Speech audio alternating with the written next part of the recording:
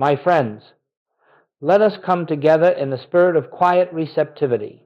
Let us set aside for a moment all the noise that surrounds this subject, all the debates, all the arguments, all the claims and counterclaims that have filled the world with confusion. Let us meet here, not to defend a position, not to prove a point, but to rest in the gentle recognition that truth reveals itself only in stillness. There is much said today about Christ consciousness. Some embrace it with enthusiasm. Others reject it with fear or suspicion. Many are uncertain, pulled between voices that speak loudly in opposite directions. One group declares that this teaching is the highest revelation. Another insists that it is deception. And between these two extremes, the sincere seeker is left wondering what to believe. But, my friends, truth is never found in argument. It is never discovered in controversy. It does not reveal itself through noise, excitement, or emotional persuasion. Truth appears only when we become quiet enough inwardly to let the still small voice be heard.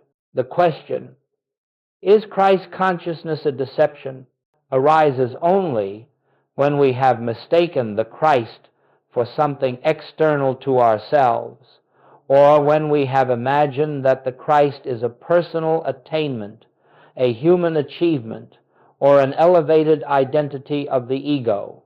These misunderstandings have spread far and wide, and because of them, many who seek honestly have been turned away from the very truth that would set them free. So let us begin by laying one foundation, and let this foundation remain clear in your mind throughout our time together.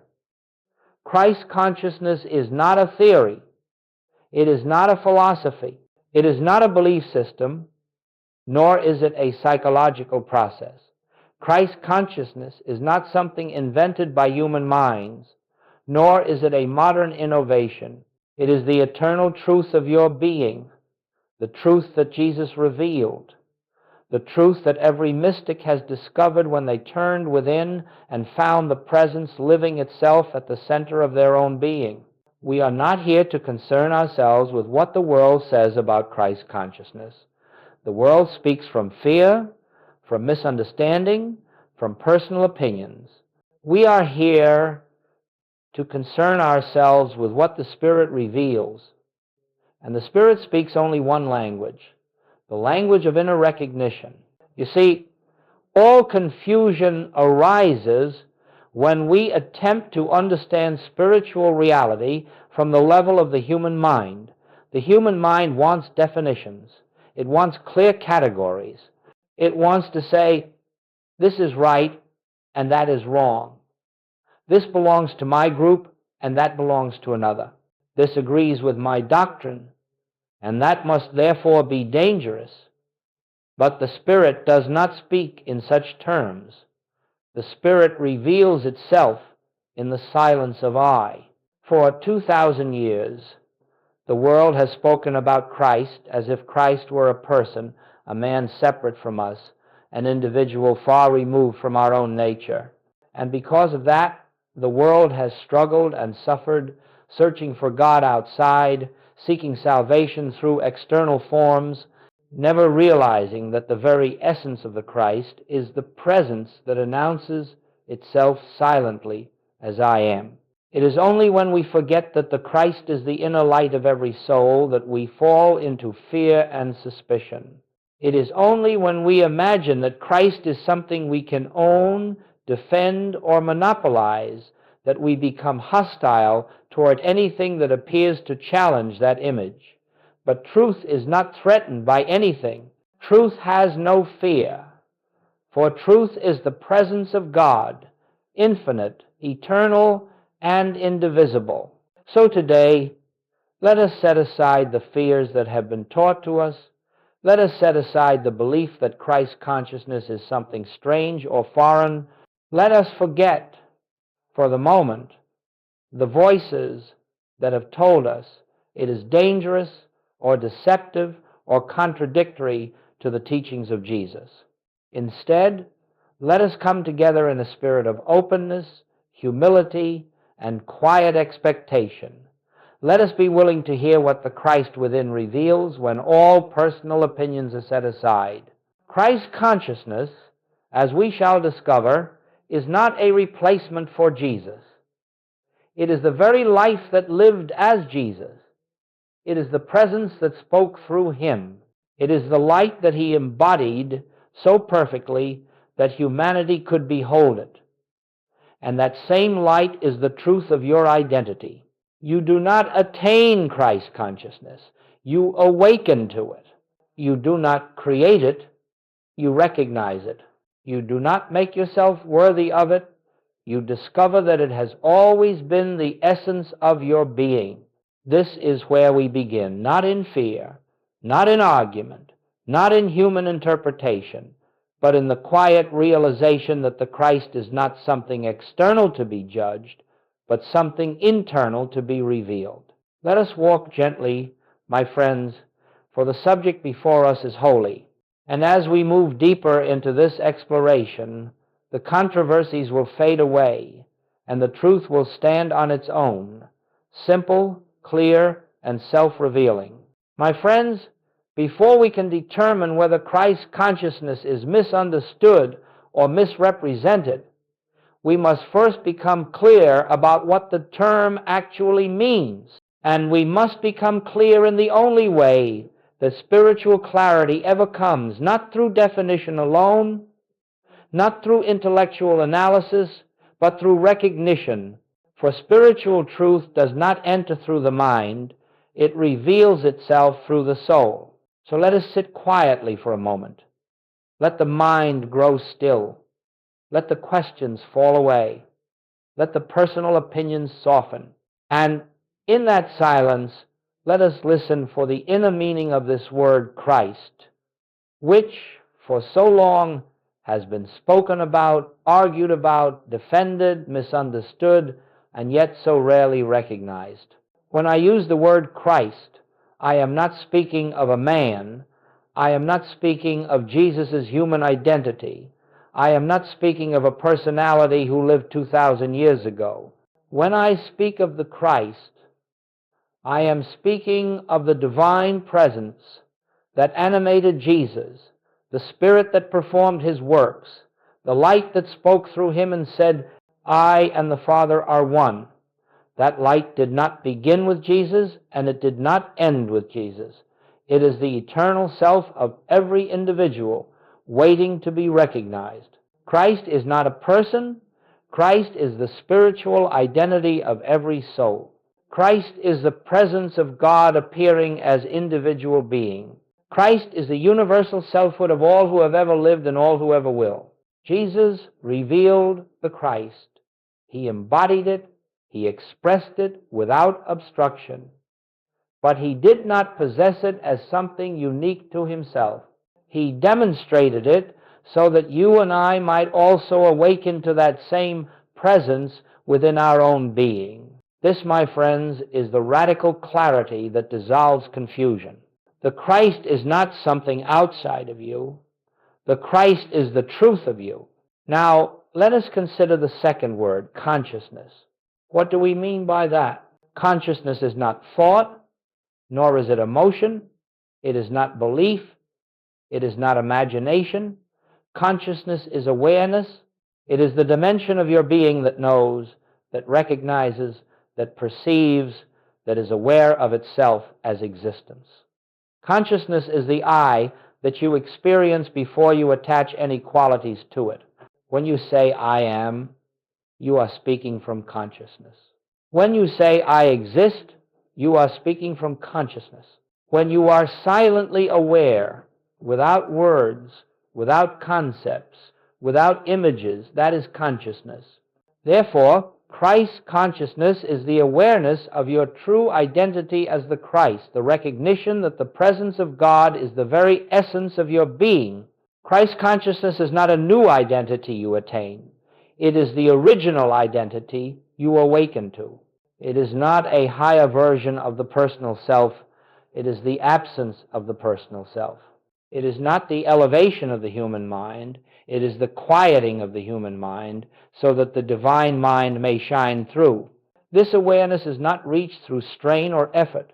It reveals itself in the same way light appears when clouds part. It was always there, hidden only by a passing veil.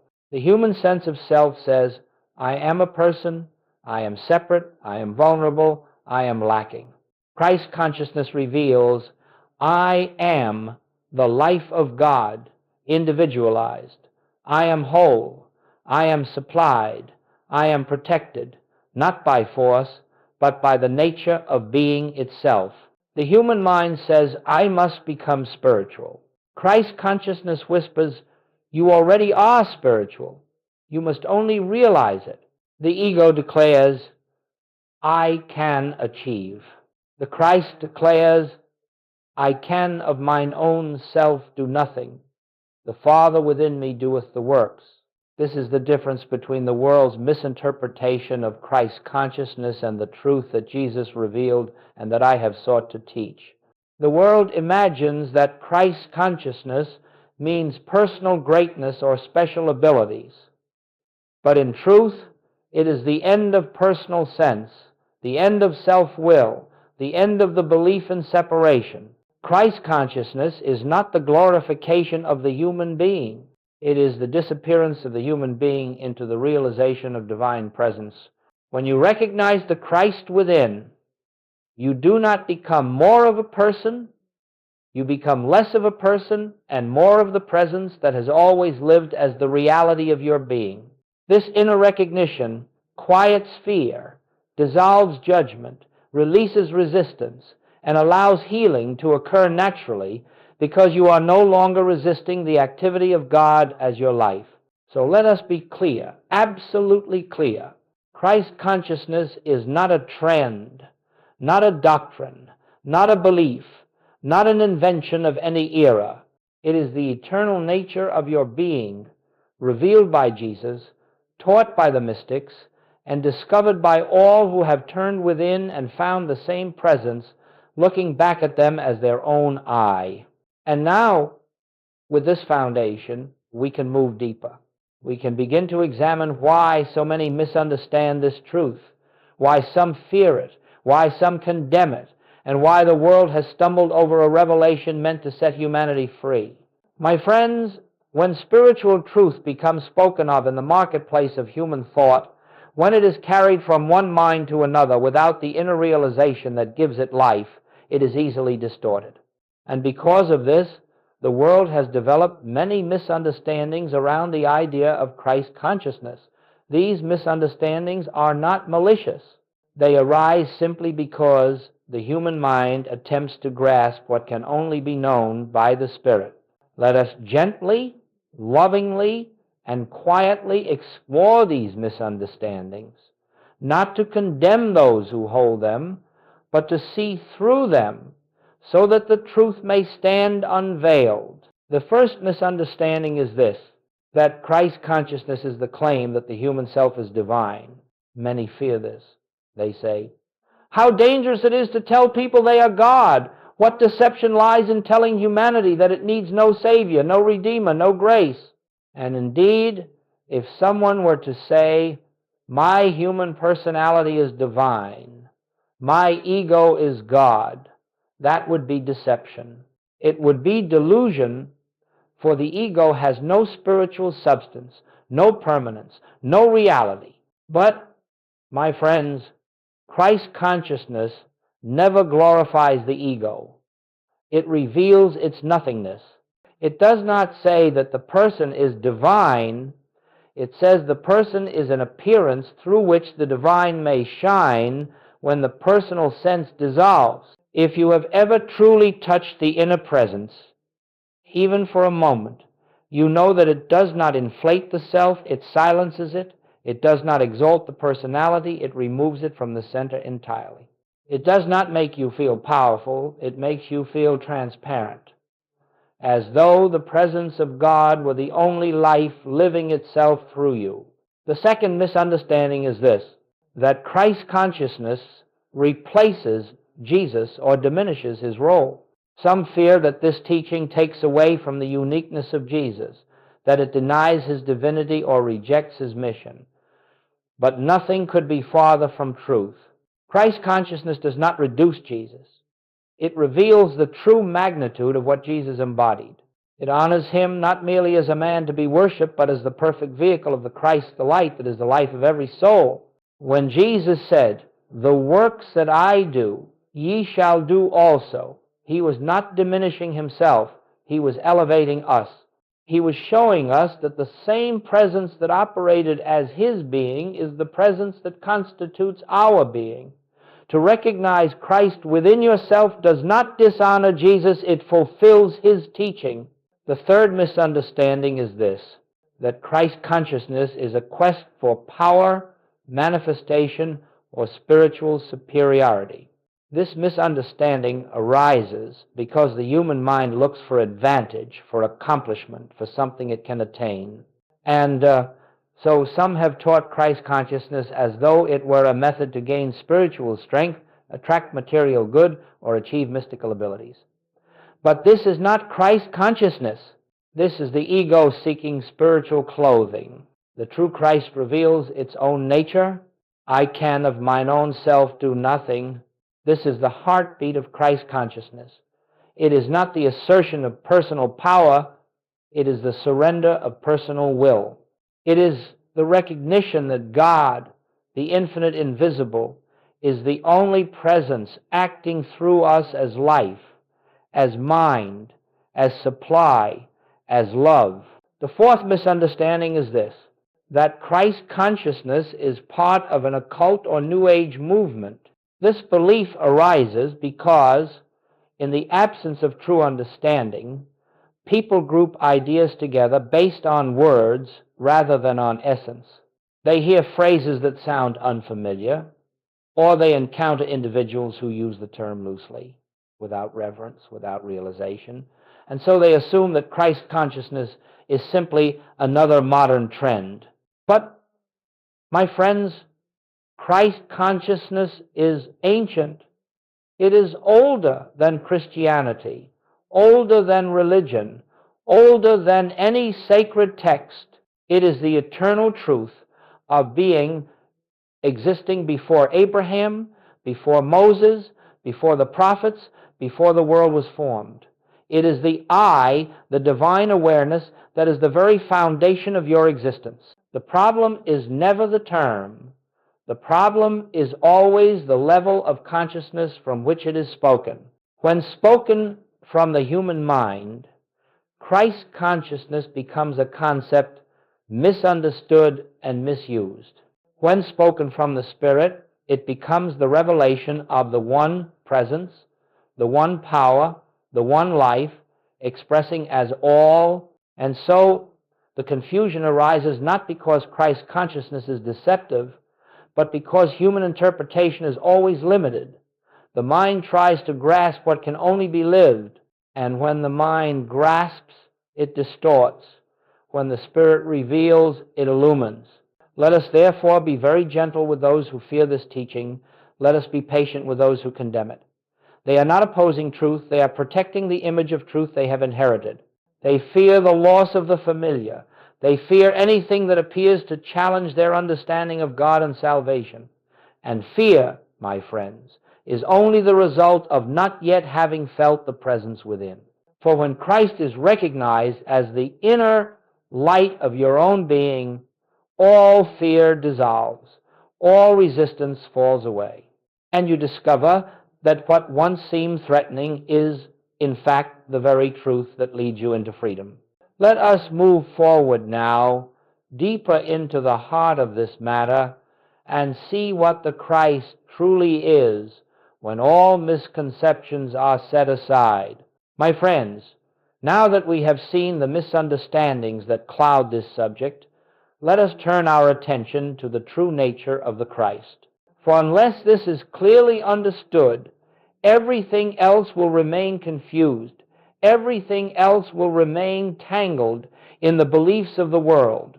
And the Christ, which is simple, which is ever present, which is nearer than breath, will seem distant, mysterious, and veiled. Let us begin with a very quiet realization. The Christ is not a religious term. The Christ is not a theological idea. The Christ is not a historical figure. The Christ is the living presence of God, individualized as your own being. It is the spiritual identity of every soul, whether recognized or unrecognized, whether realized or unrealized. It is the invisible, infinite essence of life that stands behind the appearance of form. It is the silent reality that Jesus embodied and revealed. When Jesus walked this earth, what made him the Christ was not his body, not his birth, not his lineage, not his personality. What made him the Christ was his transparency to the presence, his utter absence of personal selfhood. His life was a window through which the Father could shine without obstruction. He did not possess the Christ possessed him. He did not claim divinity for his human self. He surrendered his human self so completely that only the divine remained. And so, the Christ is not something Jesus had that you do not possess. The Christ is not a special attribute reserved for one man.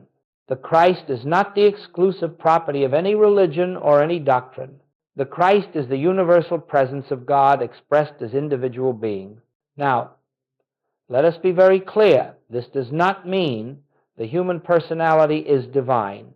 It does not mean your human opinions, your human emotions, your human desires, your human ego are the Christ. No. The Christ is the I behind the I that you speak every day, the spiritual identity behind the human name, the divine essence behind the human life. When you say, I am, before you add any description to it, before you say, I am tired, or I am discouraged, or I am joyful, or I am afraid, there is a pure I that stands alone. That I is the Christ. It is the light that Jesus spoke from when he said, I am the way, the truth, and the life. He did not mean I, the man. He meant the eternal I that spoke through him. This is why he could say, before Abraham was, I am. Not I was, not I existed, but I am. The Christ is timeless. The Christ is birthless and deathless. The Christ is not bound to form, yet expresses through form. The Christ is not limited by matter, yet appears in matter. The Christ is not the body, yet animates the body. And this Christ, this eternal divine identity, is the truth of every individual on the face of the earth. It is the same in the saint and in the sinner, though recognized in one and hidden in the other. It is the same in the wise and in the ignorant, though shining through one and veiled in the other. It is the same in those who embrace it and in those who deny it. Christ is not created by belief. Christ is not destroyed by disbelief. Christ is the reality of being. You see, my friends, the moment you separate Christ from yourself and place it on a pedestal far away, belonging to another, you lose the message Jesus came to reveal. The world has worshiped Jesus while missing the Christ. It has adored the messenger while ignoring the message. It has elevated him so high above humanity that his teaching became impossible to follow. But Jesus did not come to show what one man can do through special divine favor. He came to show what God is doing every moment as the life of every individual. His mission was not to create worshipers. His mission was to awaken sons and daughters of the living God to their true identity. Now let us consider another clarity. The Christ does not deny the human experience. It does not ignore pain. It does not pretend suffering is unreal on the human level. It does not call the body unimportant or the world illusion in a careless way. But it reveals that these appearances do not define you. They do not have power over your true being. They are not the final truth of what you are. Christ consciousness in its purity does not say, deny your experience. It says, do not identify with your experience. There is a vast difference. When you look at your life and say, I am sick, you give the condition your name. You place the label of divinity upon a passing appearance. But when you look at the same condition and say inwardly, the I that I am is not touched by this appearance, then you are resting in the Christ. You are recognizing the truth behind the form. You are acknowledging the presence that stands where the problem seems to be. The Christ is not about escaping life. The Christ is not about transcending responsibility. The Christ is not about withdrawing from the world. The Christ is the light that reveals reality within the world. The Christ is the presence that lifts consciousness out of fear even while the outer experience continues. The Christ is the inner assurance that nothing real can be harmed and nothing unreal can endure. And so, let us gently come into this recognition. The Christ is the divine self of you, not your ego, not your personality, not your intellect, not your emotions. The Christ is the presence of God, living itself as you, speaking itself as you, moving itself as you, being itself through you. When this is seen, even dimly, even faintly, the fear of deception melts away, for nothing can deceive the one who recognizes presence. Nothing can mislead the one who has found the source within. Nothing can frighten the one who has discovered the divine I behind all appearances. Let us hold this quietly in our hearts as we continue deeper into this revelation. My friends, having opened our hearts to the true nature of the Christ, it is now time to speak with loving clarity about something that has misled many sincere seekers. It is a gentle warning, not a rebuke. It is an invitation to discernment, not a call to judgment. For in the world, there are two versions of what people call Christ consciousness. One is born of the Spirit, the other is a product of the human mind. They share the same words, but they do not share the same essence. They use the same language, but they do not lead to the same realization.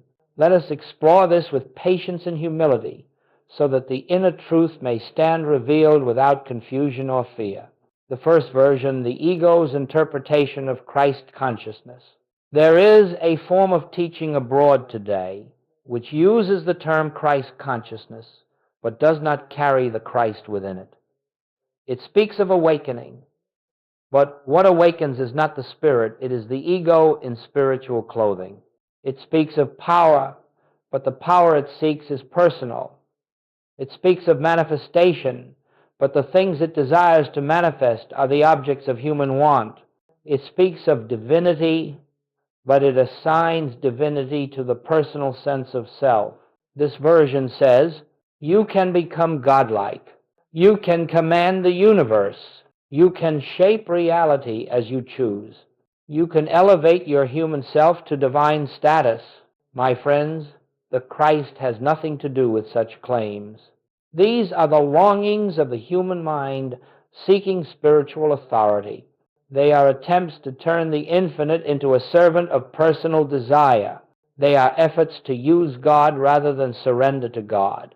This version of Christ consciousness is not wicked. It is simply mistaken. It is born from the belief that personal will can be infused with spiritual power. It elevates the person instead of dissolving the person. It seeks to acquire instead of to yield. It pursues experiences instead of presence. And because of this misunderstanding, many fear Christ consciousness and call it deception. They see this ego-centered version and assume it represents the whole. But this is not the Christ. It is the echo of the human mind trying to touch the divine without relinquishing itself. The second version, the Christ consciousness Goldsmith taught. Now let us turn to the true version, the version that Jesus embodied, the version that the mystics discovered, the version that I have spent a lifetime attempting to reveal.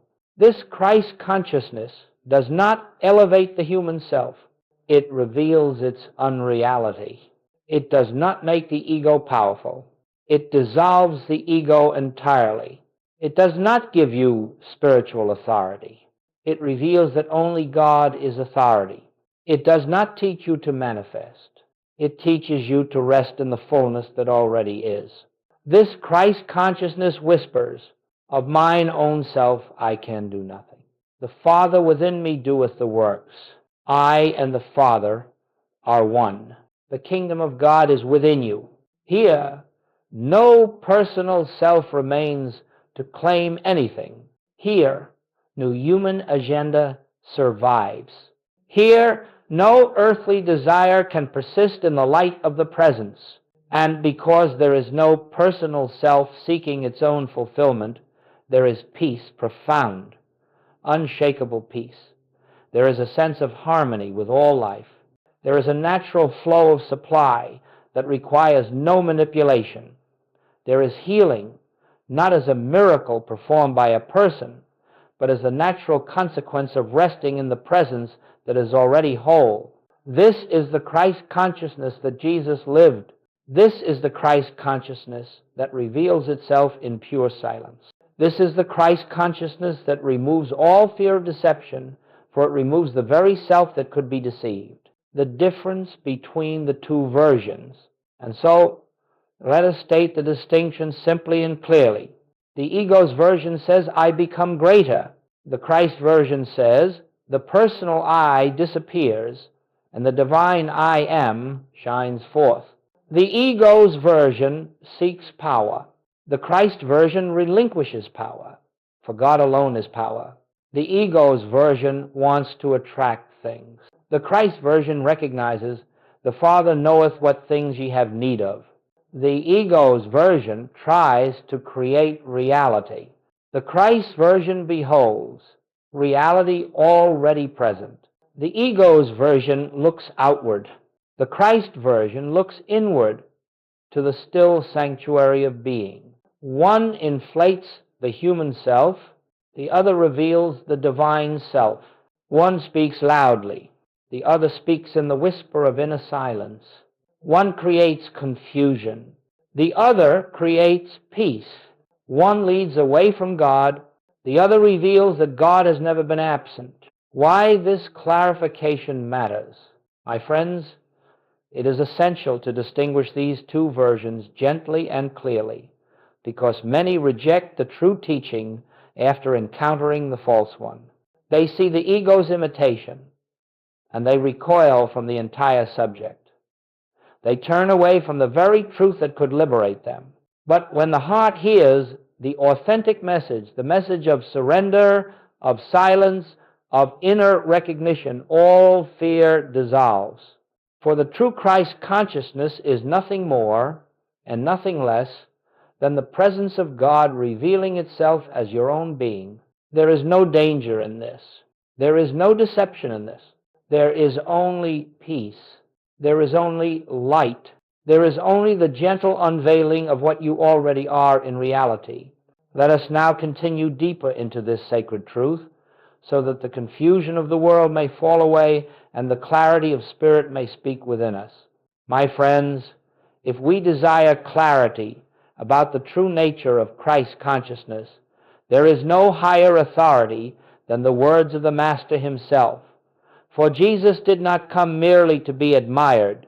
He came to reveal the inner light that is the life of every individual. He did not come to display personal greatness. He came to unveil the presence that stands behind all form. And so today we turn to his own statements, for within them lies the spiritual key to Christ consciousness.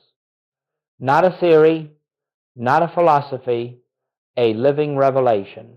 Let us approach these words not intellectually, but quietly. Let us allow them to enter not the mind, but the heart. One, I and the Father are one. My friends, this one statement, when truly understood, is the whole of Christ's consciousness. When Jesus spoke these words, he did not speak as a man declaring his uniqueness. He spoke from the Christ, revealing the universal truth of being. He was not dividing himself from humanity. He was revealing the nature of all creation. I and the Father are one does not mean the man Jesus was one with God while you remain separate. It means that the divine I which spoke through Jesus is the same I that is the life of every soul. The Father is the invisible source. The Christ is the expression of that source. And the I of you, the real you, the spiritual you, is that expression. This is not arrogance. This is not blasphemy. This is not self-exaltation. This is recognition. This is the moment when the veil of separation dissolves, when you realize that your life is God's life, that your being is God's being, that your existence is God's expression. This is the first step into the Christ 2. The Father within me doeth the works. Here lies the end of personal ego. Here lies the death of the belief that we are separate, individual beings with private minds and private powers. Jesus did not say, I perform miracles through spiritual techniques. He did not say, I heal with my mind. He did not say, I manifest through personal mastery. He said, the Father within me doeth the works. This is the essence of Christ consciousness. God is the only presence. God is the only mind. God is the only power. God is the only doer. And when the human self steps aside, when the personal I falls into silence, the divine I am shines forth, and healing occurs naturally, not as a supernatural event, but as the activity of reality revealing itself. When you know, even in a small measure, that the Father within you does the works, you cease struggling. You cease trying to fix the world. You cease attempting to manipulate circumstances. You enter the rest that Jesus lived in every moment. This is Christ consciousness. 3. The kingdom of God is within you. With these words, Jesus removed God from every external location. He removed God from the heavens above. He removed God from temples and holy mountains. He removed God from rituals and systems. He removed God from doctrines and institutions. He placed God in the only place where God can ever truly be realized within you. Not within your mind, not within your emotions, not within your imagination, but within your consciousness, the silent, living presence at the center of your being. Every spiritual journey that seeks God outside must eventually fail. Every attempt to reach God through external means must eventually collapse.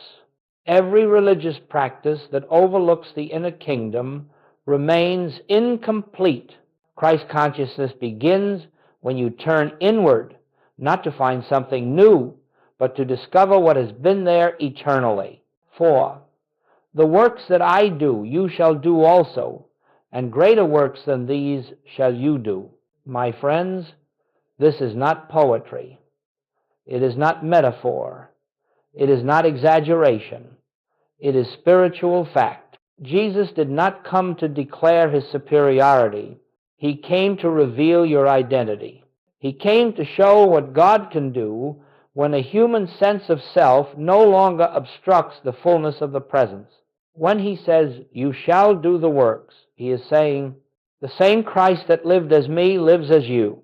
Not the ego, not the personality, not the conditioned mind, but the eternal Christ, the divine I, the presence of God manifesting as individual being. He was not elevating humanity through flattery. He was unveiling reality. Do not let the world convince you this is heresy. Do not let fear tell you this is presumption. Do not let doctrines tell you this is reserved for one man. If only one man on earth was one with the Father, then the teaching of Jesus would be a contradiction.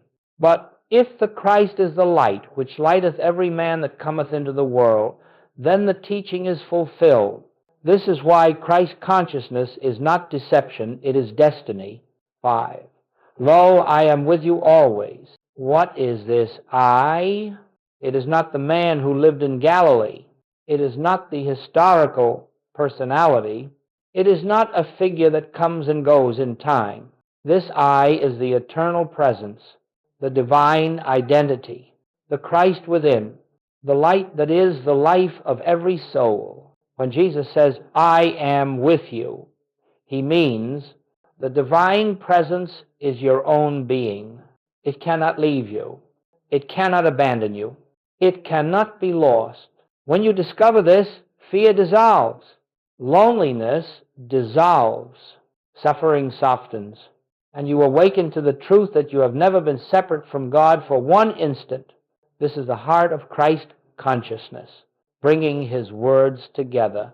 His statements form a single, unbroken revelation. Oneness with the Father as the doer, the kingdom within, the universality of divine realization, the eternal presence of the I am. These are not the claims of a human being. These are the declarations of the Christ, speaking through the transparency of Jesus. When these statements are heard inwardly, not as beliefs, but as revelations, the personal sense of self begins to dissolve, and the divine self begins to shine through. That shining forth is Christ consciousness. Let us hold these words in silence for a moment, letting them enter deeply until the meaning begins to awaken from within. My friends, now that we have looked upon the words of the Master, let us move into the living of these truths.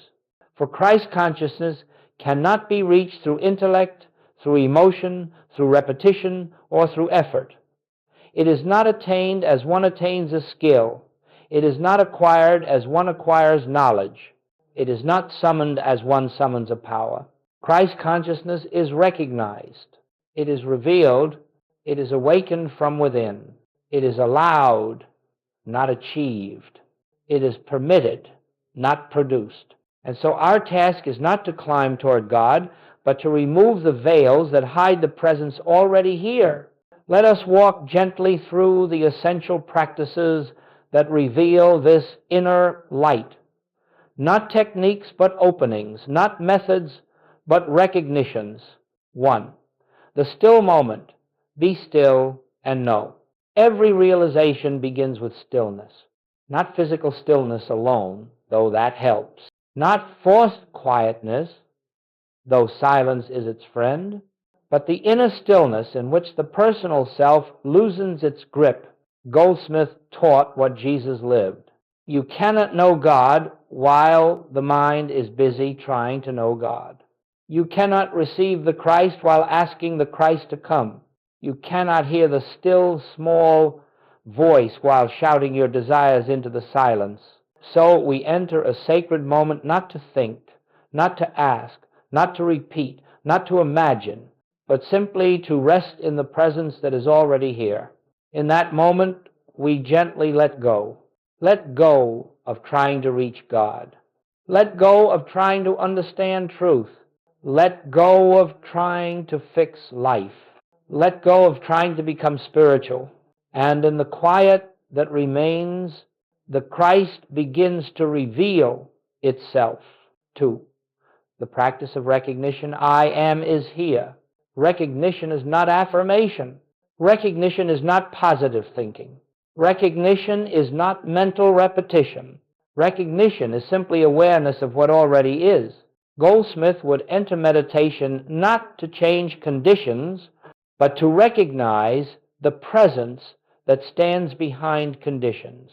Quietly, inwardly, he would rest in the recognition. I am the presence of God, being itself, not the body, not the mind, not the personality, but the invisible presence, expressing as this being. This is not something to repeat mechanically. It is something to feel softly, inwardly, like a whisper from within your own being. As you rest in recognition, the human sense of I begins to soften. The boundaries of personal identity dissolve. You feel the shift from me trying to realize God to God realizing itself as me. This is the beginning of Christ-conscious awareness. 3. impersonalizing appearances. This is not about me.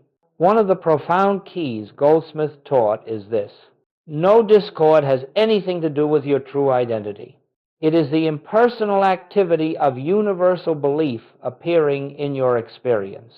When you say, I am sick, I am afraid, I am struggling, you place the holy name of God, I am, on what is not truth. But when you say inwardly, this appearance is not personal, it is not about my spiritual identity, it is only a universal belief showing itself, you withdraw the power that sustains the appearance. This does not deny the human experience. It denies that the experience defines you. Christ consciousness is the recognition that no condition can touch the divine identity that you truly are.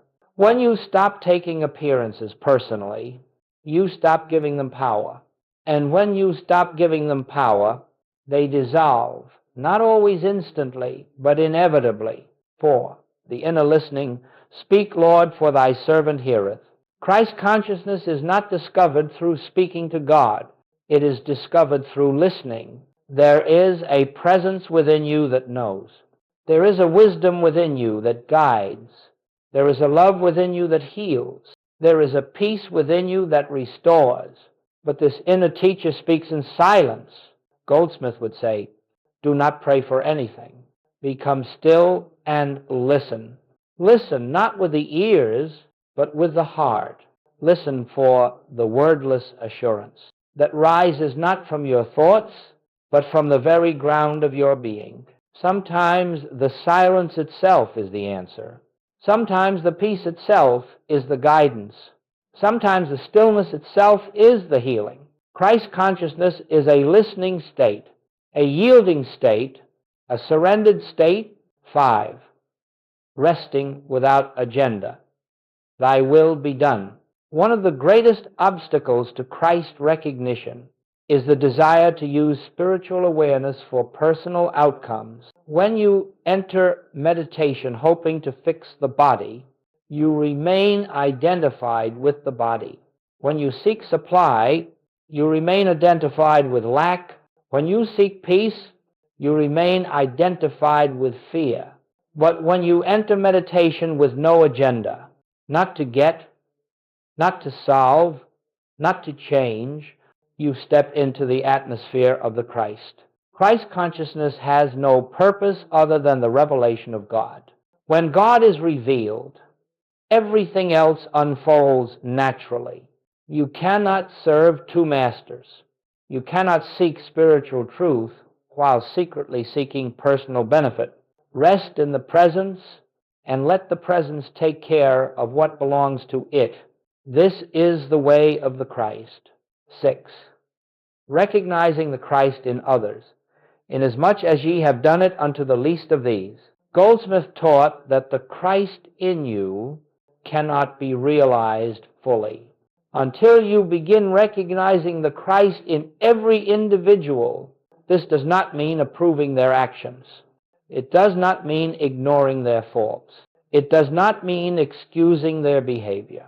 It means seeing beneath the surface appearance, seeing the same divine identity in them that you are discovering in yourself. This recognition shifts your entire relationship to the world. People cease to be obstacles. People cease to be enemies.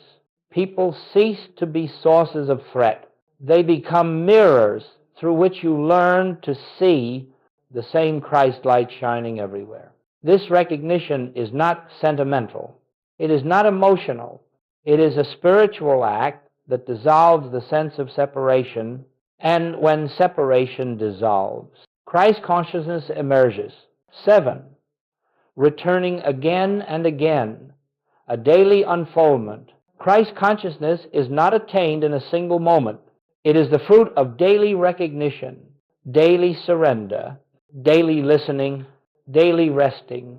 Goldsmith's realization unfolded over decades, not because God is slow, but because the human sense must loosen gradually. Each moment of recognition plants a seed. Each moment of stillness lifts a veil. Each moment of impersonalization dissolves a false belief. Each moment of inner listening unveils a new depth. And over time, sometimes suddenly, sometimes quietly, a shift occurs. You begin to live more from presence than from personality, more from spirit than from thought, more from Christ than from self. This is Christ consciousness. 8. The natural fruits: peace, guidance, healing, supply. Goldsmith never pursued these fruits. He simply recognized the presence, and the fruits followed naturally. Peace comes, guidance comes, healing comes, supply comes. Harmony comes not because you sought them, but because the Christ presence is harmony itself. You cannot seek Christ consciousness for results, but the revelation of the Christ always expresses itself as wholeness. This is the law of spirit. This is the nature of reality. This is the fulfillment of Jesus' words. Seek ye first the kingdom, and all these things shall be added. My friends, these practices are not steps. They are openings. They are doorways. They are invitations to allow the presence to reveal itself.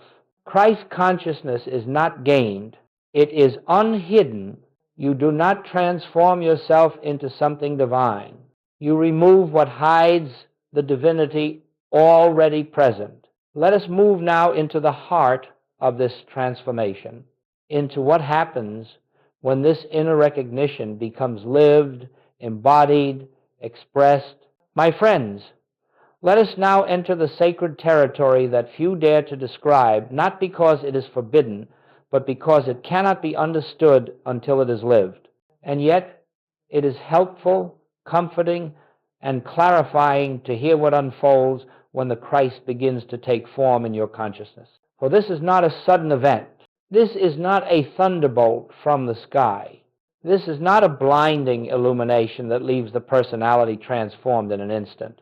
This is a gentle quickening, a quiet awakening, an inner shift that changes the entire foundation of how you live, how you perceive, how you respond, how you exist.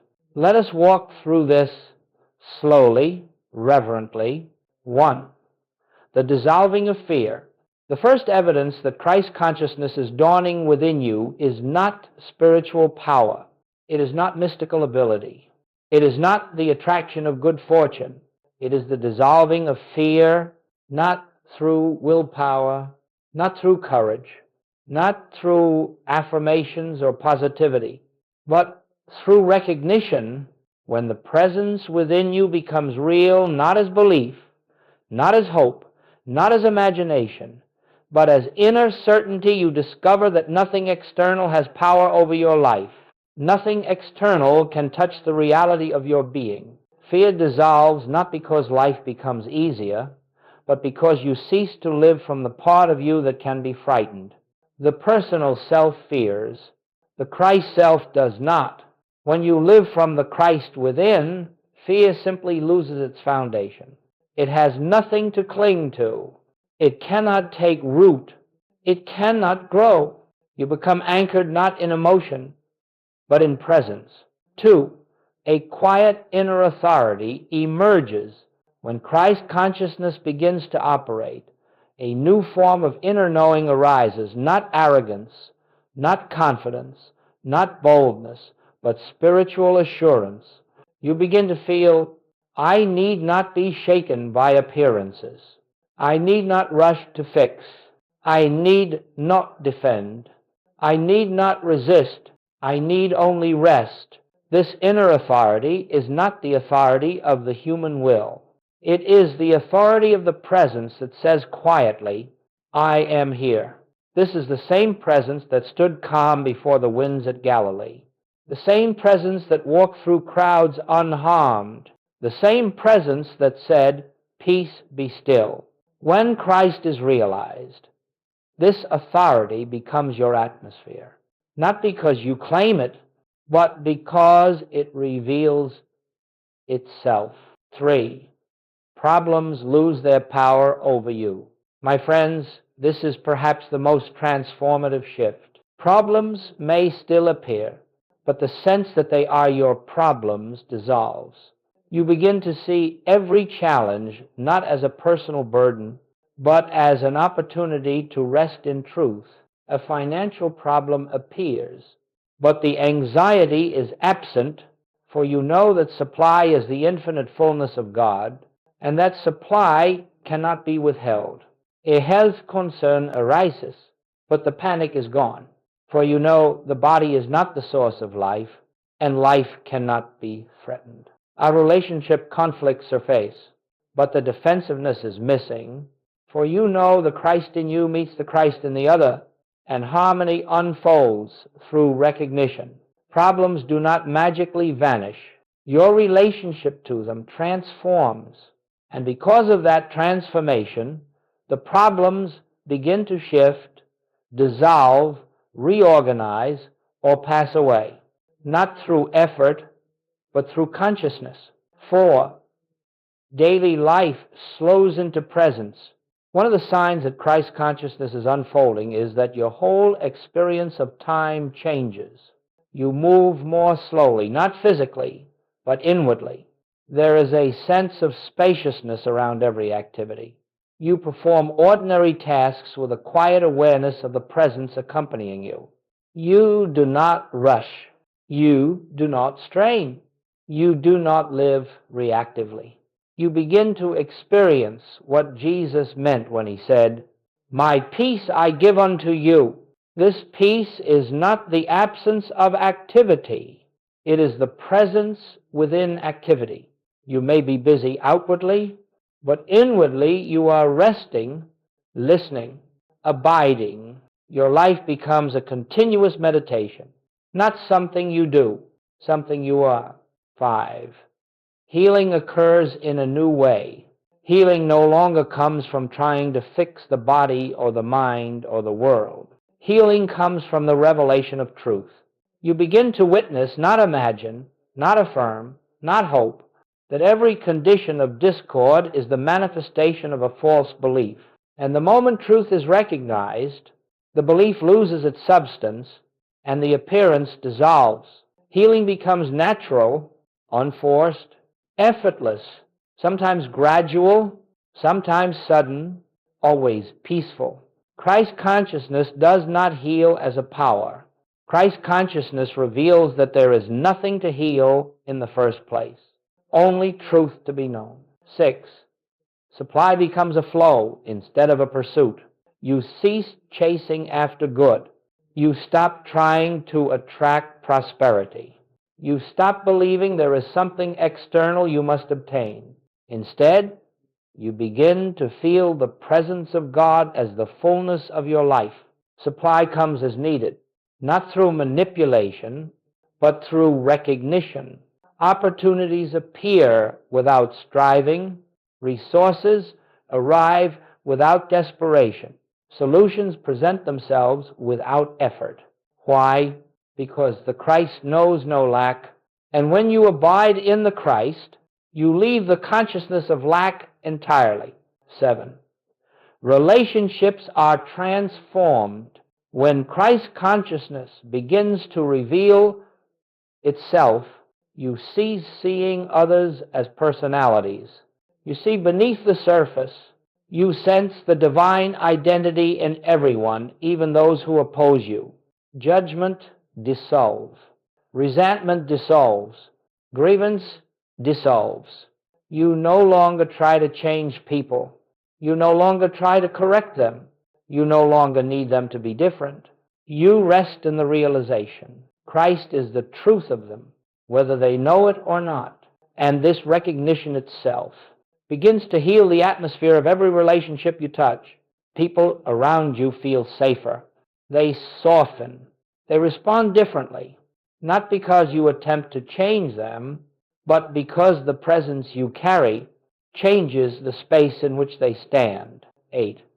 An unseen radiance begins to shine through you. You may not notice it at first, but others will. A calmness, a clarity, a quiet depth, a presence that cannot be explained.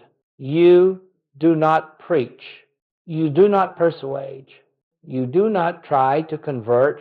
Your presence itself becomes the message. You become unconsciously and without effort a transparency for the light of God. This is the ministry of presence Goldsmith spoke of. It cannot be taught. It cannot be learned. It cannot be practiced. It is the natural radiation of the Christ realized. People feel healed simply by sitting with you. People feel more peaceful after speaking with you. People feel hope in your silence. Not because you are special, but because Christ is present and Christ alone does the work. 9. The personal self gently falls away. This may be the most profound consequence. The sense of me begins to dissolve, not in a frightening way, not in a dramatic way, not in an annihilating way, but gently, like mist evaporating in the morning sun. You stop defending the personal self. You stop glorifying the personal self. You stop fearing for the personal self. You stop relying on the personal self. And in the absence of this false me, the true I, the Christ, shines unobstructed. This is not the death of identity. It is the revelation of your real identity. 10. Life becomes a living unfoldment of God.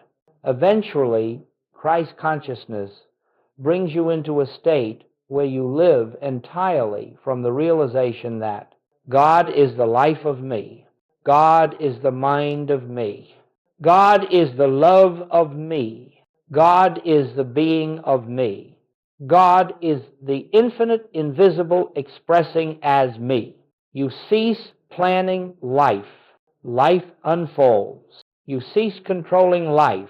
Life moves. You cease fearing life. Life reveals. You live spontaneously, in harmony, guided not by thought, but by presence. This is the life Jesus lived.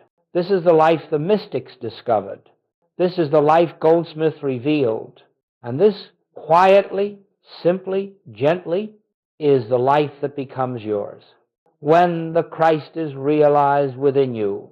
My friends, this is not imagination. This is not theory. This is not wishful thinking. This is lived experience, the fruit of recognition. Now let us complete our journey with the final section, the gentle closing of this unfolding. My friends, we have walked together through a sacred path, not a path of belief, not a path of doctrine, but a path of inner recognition. And now, as we come to this concluding moment, let us not think of this as an ending, for truth has no ending, presence has no boundary, awakening has no final chapter. This is not the close of a teaching, this is the beginning of a life lived from a deeper center, a quieter foundation, a truer identity. Let us rest together for a moment in silence, for in silence the Christ speaks.